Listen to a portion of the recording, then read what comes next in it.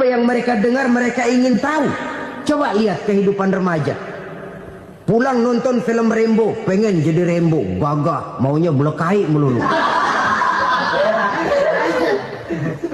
Pulang nonton film Superman, pengen bisa terbang. Pulang nonton India, nyanyi melulu. Wajar, mereka masih mencari identitas diri. Saya ini sebenarnya siapa?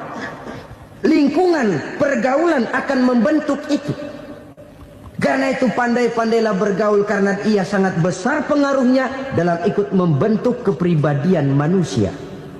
Apalagi sifat yang jelek lebih cepat menularnya ketimbang sifat yang baik. Sifat yang baik, watak yang soleh itu lambat sekali untuk menular. Tapi yang tidak baik, kan prosesnya mah kalau remaja biasanya mula-mula dengar. Karena dengar lalu pengen tahu. Karena pengen tahu lalu ngeliatin. Begitu ngeliatin kan pengen nyobain. Setelah nyobain ketagihan. Nah, ini prosesnya. Yang namanya ganja, morfin, narkotik awalnya kan begitu. Mula-mula dengar, katanya kalau sudah fly to the sky, sudah melayang ke langit katanya, disitulah puncak kebahagiaan. Mulanya cuma dengar. Karena dengar pengen tahu. Karena pengen tahu lalu ngeliat, kumpul sama orang yang suka ngeganja. Setelah ngeliat, nah pengen ngerasain. Begitu ngerasain enak juga, ketagihan. Kalau sudah ketagihan jadi penyakit kronis, bisa merembet kepada yang lain. Iya, kalau orang tuanya mampu untuk beli morfin, beli ganja. Kalau tidak kan pikirannya ngayap, jemuran siapa ya gue sabet. Timbullah perbuatan-perbuatan negatif yang bermula dari salah pergaulan. Apalagi buat adik-adik remaja yang tinggal di kota-kota besar, yang pengaruh budaya, pengaruh kesenian, pengaruh struktur kehidupan yang nampak makin individualistis, di mana persaingan tajam, tensi ekonomi tinggi, orang mudah mengalami stres. Pandai-pandailah dalam bergaul, sekali lagi, karena ia sangat besar pengaruhnya dalam ikut membentuk kepribadian manusia. Orang bahagia punya kendaraan yang cepat, artinya punya pergaulan yang luas, dan lingkungan pergaulannya terdiri dari orang-orang yang soleh. Kemana dia pergi ada teman, kesulitannya ada tempat dia cerita. Tapi kalau sudah menyendiri, hidup sendiri, kesulitan dipikiri sendiri, bisa mati belum waktunya. Tidak ada tempat berbagi rasa, tidak ada tempat bercerita, tidak ada tempat mengurangi beban dalam kehidupan. Pantas betul kalau Islam sangat menggalakkan dan menganjurkan orang kalau sudah sampai waktunya itu untuk melangsungkan nikah. Kata Nabi, ya ma'syaras syabab man istata'a minkumul ba'at falyatazawwaj. Hai para pemuda, kalau sudah mampu memberi nafkah, kawinlah, nikahlah kamu. Kenapa? Sudah ada teman hidup, tempat berbagi rasa. Kesulitan kalau ada tempat cerita akan lebih ringan ketimbang kita telan sendiri, walaupun bobot kesulitannya sama beratnya. Saudara-saudara kaum muslimin rahimakumullah, inilah ciri yang kedua, punya kendaraan biar cepat asal lancar. Kemana kita mau pergi gampang. Dengan kata lain, setelah hati yang luas, pergaulan yang luas. Dua. Yang ketiga sekarang, tanda orang bahagia itu menurut Nabi, misbahun mudhi'un, punya lampu yang terang. Oh, itu enggak problem. Sekarang sudah zamannya listrik masuk desa, Pak. Lampu sudah terang semua. Betul, kalau itu yang dimaksud. Tapi tidak cuma itu. Karena lampu yang dimaksud di sini, lampu yang akan menerangi seluruh perjalanan hidup. Dan perjalanan hidup itu sudah dimulai sejak kita terlahir ke alam ini, sampai masuk ke alam barzah, kumpul di padang mahsyar, sampai ke akhirat. Lampu yang menerangi itu yang diperlukan. Kalau lampu, katakanlah yang paling top sekarang kan lampu jenis Mercury. Taruhlah itu di rumah kita, dia cuma menerangi rumah kita. Menerangi hati pun tidak sanggup. Bila kita masuk ke alam barzah, alam kubur, sanggupkah si Merkuri yang begitu terang menerangi alam barzah kita? Tidak sanggup lagi. Sanggupkah lampu yang ratusan watt, bahkan puluhan ribu watt menerangi kehidupan di padang mahsyar? Tidak akan sanggup lagi. Kalau demikian, yang dimaksud lampu yang terang di sini apa? Tidak lain amal soleh, kebajikan yang kita lakukan dalam hidup. Itu yang akan jadi lampu penerang. Di dunia nama kita akan terang. Jasad kita boleh hancur terkubur tanah, tapi nama kita akan dikenang orang. Begitulah kalau orang meninggalkan kebajikan dalam hidup seperti sekarang. Ribuan orang tiap saat berziarah ke kubur Imam Syafi'i, ke kubur Imam Malik, ke kubur Imam Ghazali, ke kubur orang yang baik-baik, orang yang soleh-soleh. Kebajikannya yang ditinggalkan, yang mengukir namanya dengan tinta emas. Sehingga saudara sudah terbaring di alam kubur. Orang lewat, Allah, ini kuburannya Fulan bin Fulan, dulu ini kebaikannya Masya Allah, saya ikut merasakan. Mari kita mampir sebentar, kita Fatihah. Mohon disampaikan Allah pahalanya kepada almarhum. Al-Fatihah. Itu kalau orang baik-baik. Lalu saudara tanya, Pak, orang mati dikirimin Fatihah apa nyampe pahalanya? Saya jawab, kalau saudara nggak percaya, mati dulu dah. Nanti saya Fatihain, tungguin di sana. Umpama nggak sampai, balik lagi kemari. Sekarang ini kan maunya otak-otakan saja. Kalau nggak masuk otak, nggak percaya. Padahal alam gaib itu nggak bisa diotak-otakin. Sama saja dengan saudara pernah dengar cerita kapal tanpa emas tenggelam kan? Pernah nggak? Di mana? Ya, di laut Masalembo. Begitu ke tanpa emas tenggelam, ratusan penumpang itu terjun ke laut, dipermainkan gelombang, berjuang menghadapi maut itu. Orang lagi timbul tenggelam di lautan, dihantam ombak, kita tengokin pakai helikopter. Pak, lagi timbul tenggelam ya? Iya, tolongin. Jangan khawatir Pak, nih saya kirim intan Pak, harganya 10 juta. Kira-kira orang yang timbul tenggelam di laut seneng nggak? Tidak. Kan mahal toh intan 10 juta. Kenapa dia nggak senang? Karena intan 10 juta dalam kondisi seperti itu tidak sanggup menyelamatkan dia. Dia akan girang kalau dikirimin ban mobil bekas. Dikirimin papan terentang atau bambu. Intan yang 10 juta dia nggak girang. Ban mobil bekas yang 1000 perak, tuh pegang, itu yang dia girang betul. Inilah sebabnya Nabi berkata, mal mayyitu fi qabrihi illa kal ghariqil mutaghawwis. Orang yang meninggal di alam kuburnya seperti orang timbul tenggelam di lautan. Yantaziru da'watan min ahli, menunggu doa dari keluarganya yang masih hidup. Duh, bapak saya sudah meninggal, saya sayang benar sama dia. Kirimin kulkas ke kuburannya Itu sama saja dengan tadi orang tenggelam di lautan dikirimi intan yang harganya 10 juta, tidak sampai. Begitulah kalau kebajikan yang kita tinggalkan dalam hidup, sudah mati pun kubur kita masih diziarahi orang. Tapi kalau jahat yang kita tinggalkan, boro-boro lah orang mau doa lewat dekat kuburan kita juga serem. Tuh bajingan no, dulu mati dipendem di situ tuh. Jangan lewat situ, ntar kesurupan, jangan. Lewat saja orang ngeri. Konon lagi membacakan Fatihah dan mengirimkan doa. Hidup pada hakikatnya adalah kesempatan untuk berbuat baik. Maka sekali kesempatan itu diberikan, manfaatkan dengan sebaiknya. Sebab kesempatan kedua tidak akan pernah ada. Kesempatan berbuat baik di sini, di akhirat sudah pembalasan namanya. Sekali kesempatan itu dicabut, dia tidak akan pernah dikembalikan lagi. Kata Iqbal, hidup tidak mundur ke belakang, Bung. Berhenti diinjak orang, mundur hancur. Tidak ada kata mundur dalam hidup ini. Berhenti diinjak orang, mundur kecebur. Tidak ada kata lain. Harus maju dalam kehidupan, dalam artian yang positif. Hidup adalah kesempatan untuk mengumpulkan kebajikan yang sebanyak-banyaknya. Di situ nilai daripada manusia. Sekarang ini memang nggak kelihatan kok, orang yang banyak pahala sama yang banyak dosa nggak kelihatan kok. Barangkali kalau habis bikin dosa palanya pada benjol, mungkin orang takut sama dosa. Tapi sekarang sama saja, orang yang banyak dosa dengan yang nggak banyak dosa jalan bareng dari belakang, sama, nggak kelihatan beda. Tapi ada waktunya di mana pahala memegang peranan, di mana dosa diperlihatkan.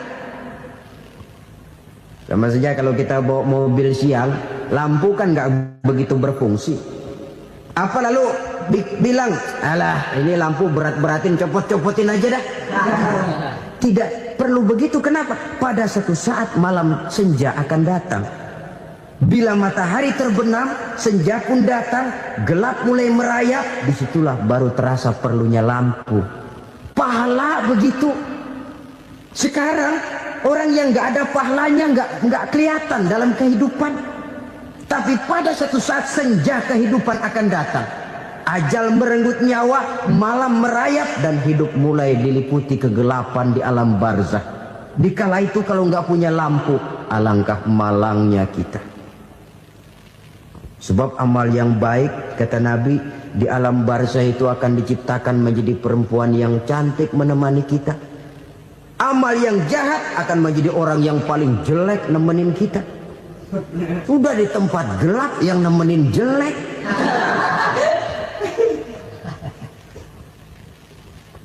Kaum muslimin rahimakumullah. Kalau demikian masalahnya, tergantunglah kita pandai memanfaatkan waktu. Al-waktu kasayf. Waktu itu cepat sekali. Yang namanya waktu itu tahu-tahu. Tahu-tahu. Udah tahun 87. Tahu-tahu.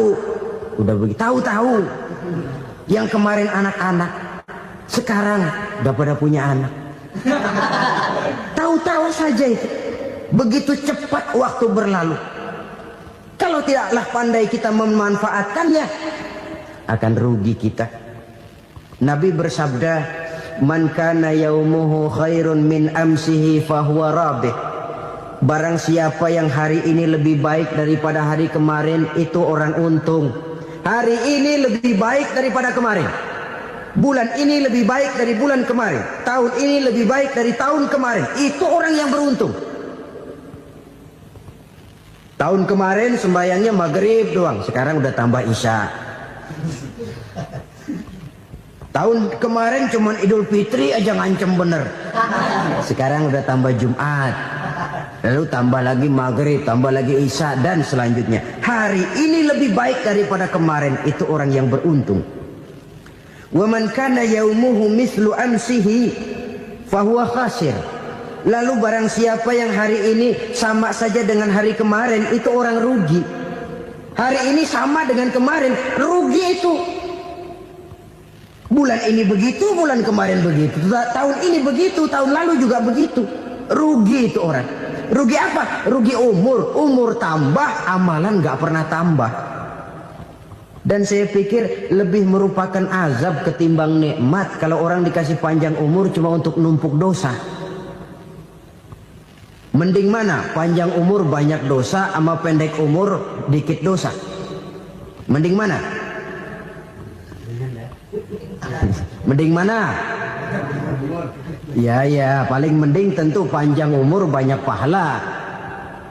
Tapi kalau tidak, sekali lagi, lebih merupakan azab ketimbang nikmat kalau orang diberikan panjang umur tapi cuma untuk sekedar menumpuk dosa. Kehilangan kesadaran bahwa dunia bukan terminal akhir dari satu perjalanan. Dia cuma halte di mana kita berhenti sebentar untuk menuju kepada terminal yang hakiki. Saudara-saudara kaum muslimin rahimakumullah. Inilah lampu yang akan menerangi kehidupan.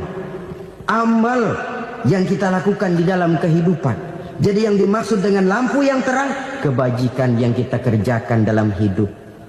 Nah, setiap orang di awal tadi saya bilang ingin bahagia. Bahagia itu kan hakikatnya kumpulan senang dan selamat.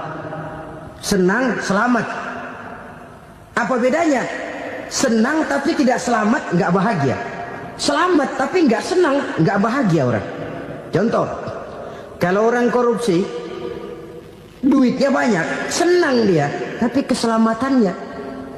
Ada tentara baris di samping rumahnya udah bingung, padahal tentara latihan. Tentara cuma latihan, dia bingung. Senang, tapi karena keselamatannya tidak terjamin, dia tidak bahagia. Sebaliknya pegawai negeri jujur benar, cuma segaji-gajinya, selamat gak korupsi, tapi melarat, ya gak bahagia juga, kurang senang. Kesenangan dan keselamatan untuk dunia saja, ya sekali lagi, kalau cuma sekedar untuk dunia saja, bisa dibeli pakai uang. Bisa dibeli pakai uang. Saudara ingin selamat, bisa dibeli pakai uang. Saudara ingin senang, bisa dibeli dengan uang. Tapi setelah mati, masuk ke alam barzah, habis kekuasaan uang. Gak bisa lagi beli keselamatan pakai uang. Tidak mungkin lagi membeli kesenangan dengan uang. Di situ pahala yang megang peranan.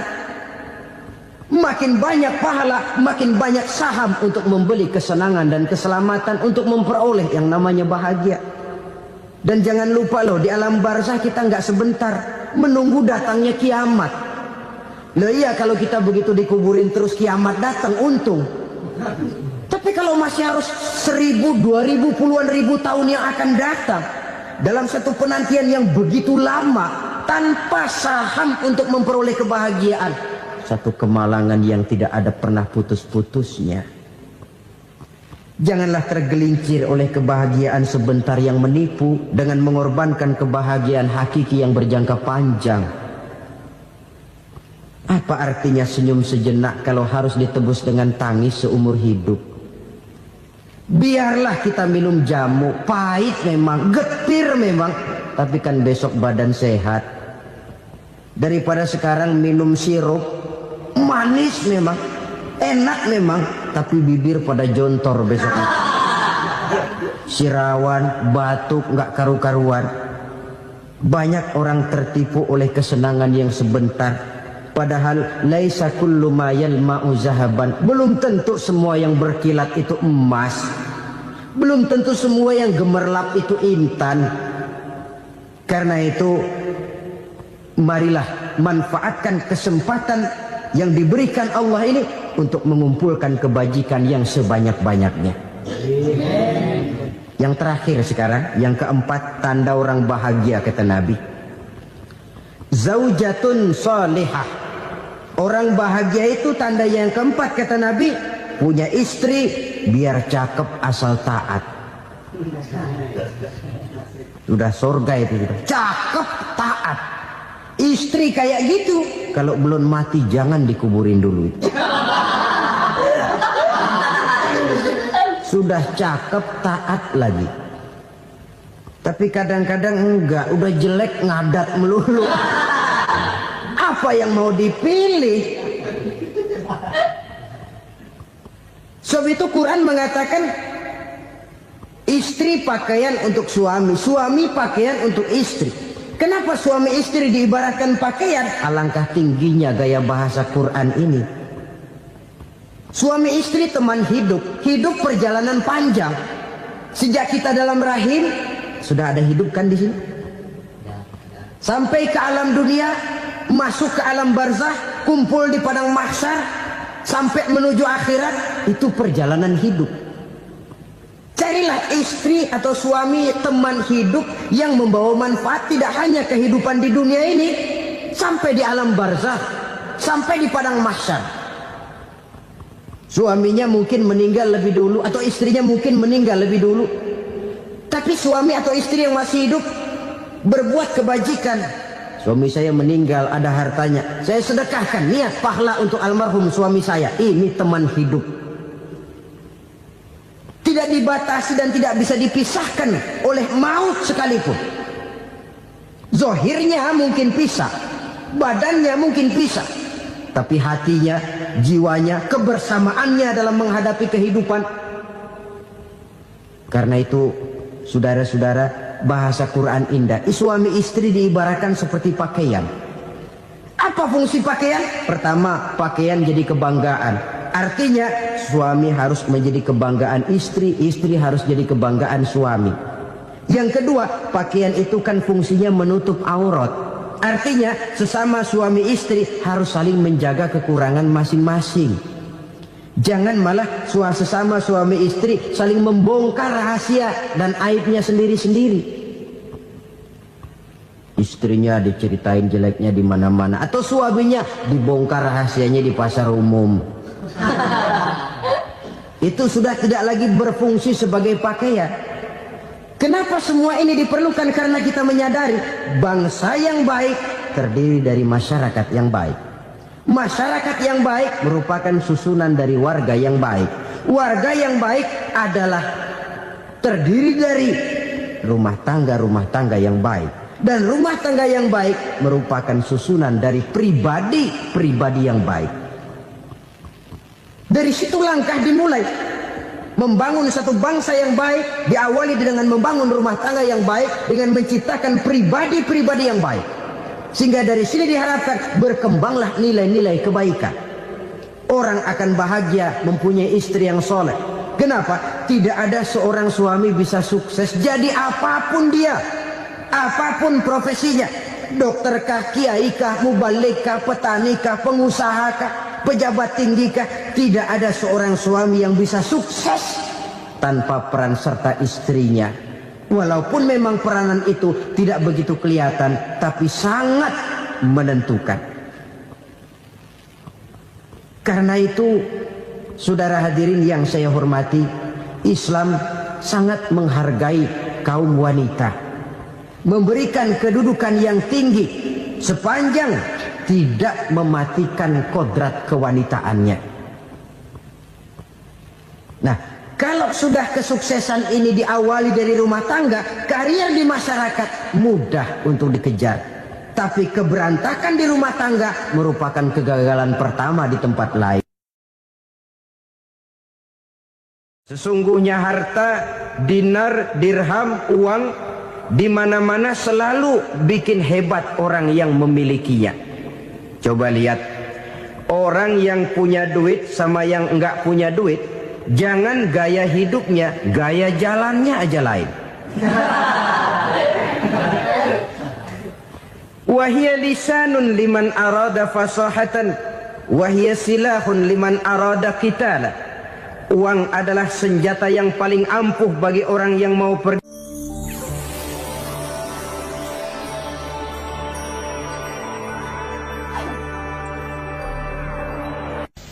Bapak-bapak, ibu-ibu, saudara-saudara kaum muslimin rahimakumullah.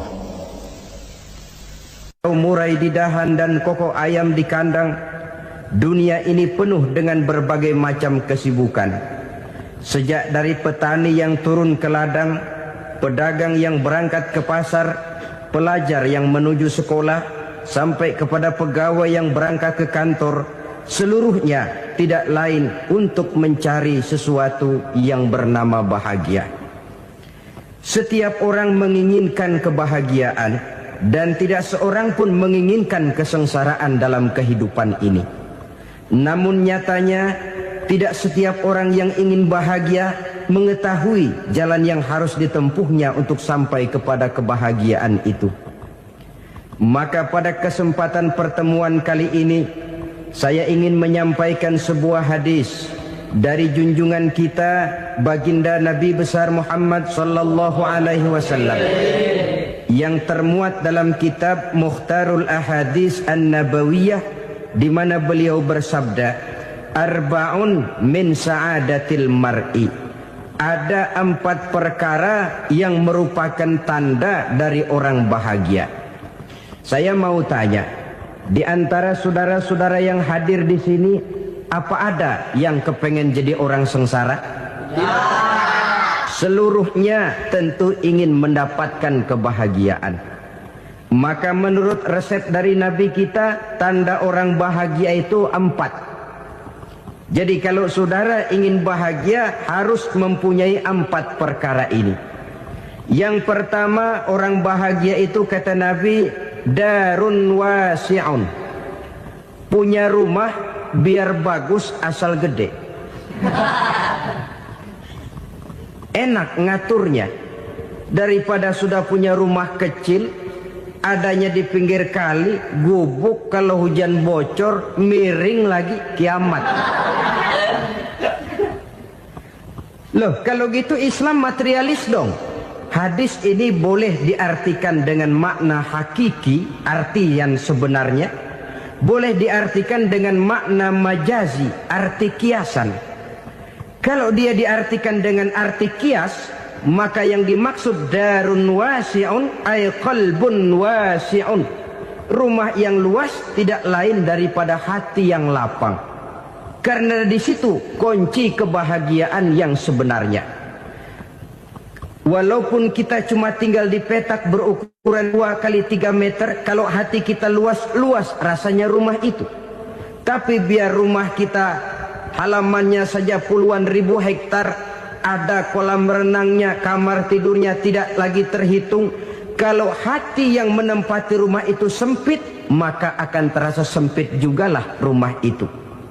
Tempat bergantungnya tidak lain adalah hati.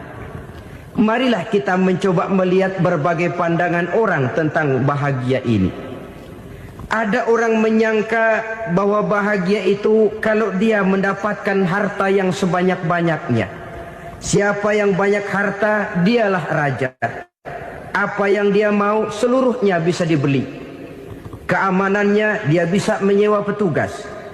Seluruh fasilitas untuk menyenangkan kehidupannya bisa dibeli. Pendeknya, hartalah segala-galanya dalam kehidupan. Sampai ada pepatah mengatakan, innad darahima fil amakini kulliha taksur rijala mahabatan wa jalala. Sesungguhnya harta, dinar, dirham, uang di mana-mana selalu bikin hebat orang yang memilikinya. Coba lihat, orang yang punya duit sama yang enggak punya duit, jangan gaya hidupnya, gaya jalannya aja lain. Wahia lisanun liman arada fasahatan, wahia silahun liman arada qitala. Uang adalah senjata yang paling ampuh bagi orang yang mau pergi perang, dan lidah yang paling fasih bagi orang yang mau bicara. Kalau bicara dengan lidah macet, cobalah bicara dengan harta, lancar. Sampai ada pepatah demikian, segalanya bisa diatur dengan harta.